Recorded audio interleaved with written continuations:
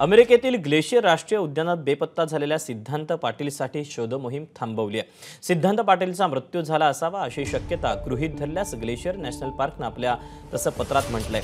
सिद्धांत हा अमेरिकेतील खाजगी क्षेत्रात नोकरी करत होता।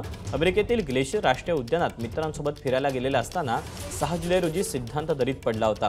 दुर्घटनेनंतर सिद्धांतचा शोध घेण्याचा प्रयत्न राष्ट्रीय उद्यानात करण्यात आला। तसंच या संदर्भात परराष्ट्र मंत्री एस जयशंकर यांनी हस्तक्षेप करावा यासाठी महाराष्ट्र सरकारनं पत्रही लिहिलं होतं।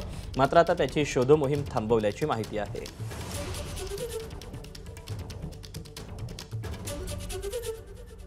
दरम्यान सिद्धांतचा मृत्यू झालाच नसल्याचा दावा त्याच्या कुटुंबानं केलाय। तसंच त्याच्या कुटुंबानं दूतावासावर देखील आरोप केलेले आहेत। पाहूया।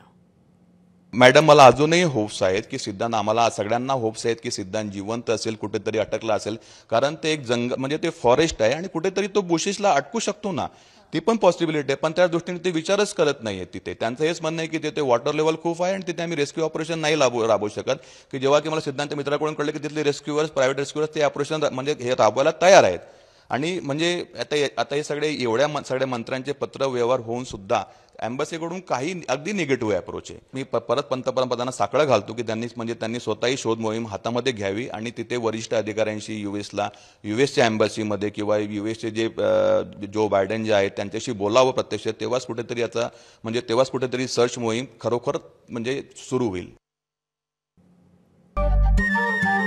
नमस्कार। मनसुद्धा तुझं ही वेगळ्याच प्रकारची मालिका तुम्हा सगळ्यांना खूप आवडली होती। याचा दुसरा सीझन कधी येणार अशी विचारणा झाली। प्रतीक्षा संपली आहे मित्रांनो। येतोय मनसुद्धा तुझाचा दुसरा सीझन। होई मनसुद्धा